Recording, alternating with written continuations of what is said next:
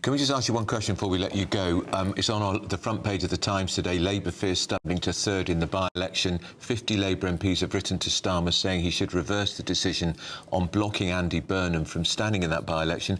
What's your position? I don't want to get bogged down in the personalities, but what I would say to my colleagues is, let's take a step back and think about why we are contemplating losing one of our safest parliamentary seats in the country in a by-election to Reform, why we are openly discussing the possibility that Reform could win the Greater Manchester mayoral election if we were to have one of those. Put the personalities aside. Why is it that we think we are so unpopular that people would vote for a party which doesn't really have a proper economic agenda but is riding a wave of resentment against the two main parties, particularly on immigration? All right, buckle up, Britain, because we've got a story that's spicier than a vindaloo at 3 in the morning.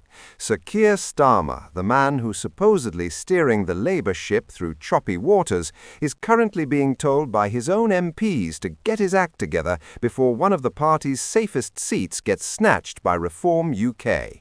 Yes, you heard that right. A safe Labour seat going to Reform. It's like watching someone lose a game of Monopoly when they already own Mayfair and Park Lane. Absolutely catastrophic. So what's going on? Why are Labour MPs practically screaming into the void? And why is Andy Burnham, the Mayor of Greater Manchester, at the centre of this political bonfire? Stick around, because this is Brit article, and we're about to dissect one of the most bizarre self-inflicted wounds in recent Labour history. But before we dive into this absolute mess, if you enjoy watching the British political circus unfold with a side of savage commentary, smash that subscribe button and hit the notifications bell. Trust me, you don't want to miss what's coming next in Westminster's never-ending drama series. Now, let's set the scene. We've got a by-election coming up in Gorton and Denton, a constituency in Greater Manchester that's been Labour-red since forever. We're talking about the kind of seat that you could stick a red rosette on a traffic cone and it would still win by a landslide. But here's where it gets absolutely wild. Labour HQ has decided, in their infinite wisdom, to block Andy Burnham from standing in this by-election. Andy Burnham, the popular mayor of Greater Manchester, the man who's basically political royalty in that region, the guy who actually has name recognition and a track record. Blocked, denied, not allowed to run. It's like telling Cristiano Ronaldo he can't play in a local Sunday league match because, I don't know, he might score too many goals. So, naturally, Labour MPs are losing their minds. Around 50 of them have signed a letter to Starmer basically saying, "Oi, boss, what are you doing?" And among those voices is Jonathan Inder, a Labour MP who went on GB News to deliver what can only be described as a reality check wrapped in a warning, wrapped in a plea for common sense. Here's where Hinder gets brutally honest, and honestly, it's refreshing. He tells GB News, and I'm paraphrasing slightly for dramatic effect, let's put personalities aside and ask ourselves why on earth we're contemplating losing one of our safest parliamentary seats in the country to Reform UK. Now that's the kind of question that should make every Labour strategist break out in a cold sweat. Because he's right, this isn't just about Andy Burnham's ego or internal Labour politics. This is about the very real possibility that Reform UK, the party that's essentially the Brexit party's edgier cousin, could win a seat that Labour should be able to defend while sleepwalking. And Hinder doesn't stop there. He doubles down by asking why Labour is openly discussing the possibility that Reform could win the Greater Manchester mayoral election.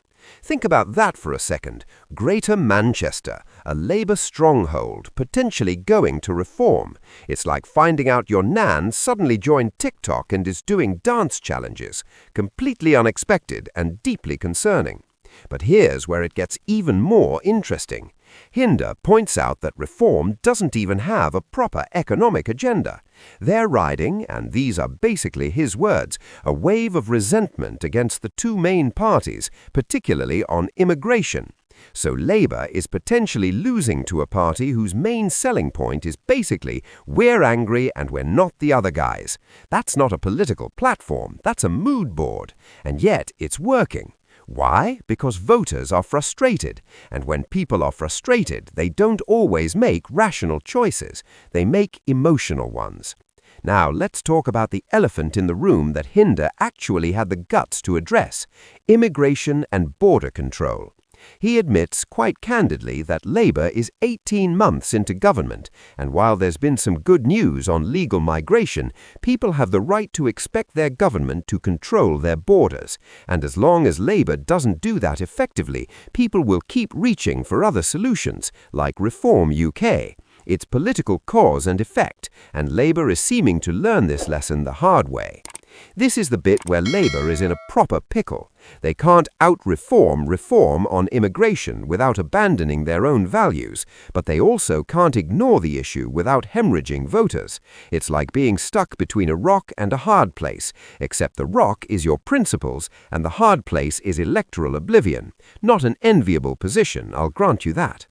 Hinder delivers what might be the most damning assessment of all. He tells Keir Starmer, essentially, stop focusing on personalities and start thinking about why we're losing our safest seats to what is essentially Thatcherite version 2.0. Ouch, that's not just criticism, that's a 5-alarm political fire drill. Because if Labour can't hold seats like Gorton and Denton, what hope do they have in marginal constituencies? It's like a football team losing at home to the league's bottom club. Absolutely embarrassing. But wait, there's more, because it's not just MPs who are furious about this situation. 17 members of the local Gorton and Denton Labour Party have written their own letter to the Prime Minister, and folks, it is spicy. They accuse Westminster party figures of playing with their future and effectively handing their once safe seat to Reform UK on a silver platter. These are grassroots activists, the people who actually knock on doors and deliver leaflets in the rain, and they're absolutely livid. So what's the solution? Well, according to basically everyone who isn't Labour HQ, it's pretty simple. Let Andy Burnham stand. Let the local party have their say. Trust democracy. It's not rocket science. The worst that happens is Burnham wins, Labour holds the seat, and everyone moves on. The best that happens is exactly the same thing, but with renewed grassroots enthusiasm and a message to voters that Labour does actually listen. But if they stick with the current course, if they impose a candidate from above and then lose to Reform, that's a disaster that will echo through the next election cycle. Because every marginal seat will suddenly look vulnerable, every traditional Labour stronghold will be questioned, and Reform will have proven that they're not just a protest party, they're a genuine electoral threat capable of winning in Labour's heartlands. The tragedy here is that this is entirely self-inflicted.